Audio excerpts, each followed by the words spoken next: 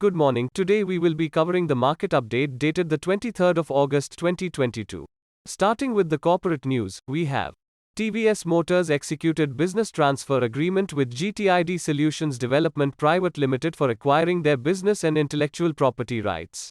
Currently, the share price of TVS Motors is trading at 948.45 points. And as we can see in the graph, the share price is trading above its moving average, which is a good indication for the stock. The first resistance for the stock would be at 983.6 points with a support level at 924.7 points.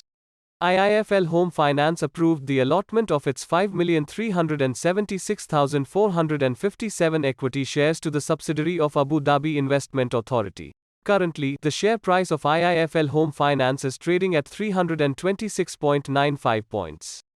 And as we can see in the graph, the share price opened at a gap up and is trading around its moving average. The resistance for the stock would be at 350.2 points with a support level at 322.9 points. NTPC has declared first part capacity of 10 megawatts out of 20 megawatts Gandhar solar PV project in Gujarat. The share price of NTPC is trading at 156.75 points and is trading around its moving average.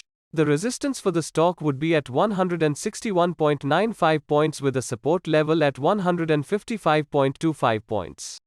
Larsen and Toubro are committed to work across the green energy value chain and plans to invest up to $2.5 billion over the next 3 to 4 years. Currently, the share price of Larsen and Toubro is trading at 1886.3 points and is trading around its moving average. The first resistance for the stock would be at 1971.35 points with a support level at 1871.35 points. You can contact us from the details mentioned on the screen via missed call, WhatsApp or email. Thank you for being patient and listening the video to the end. Please do like, share and subscribe the channel to know the latest updates in the market. That's all for today. See you tomorrow.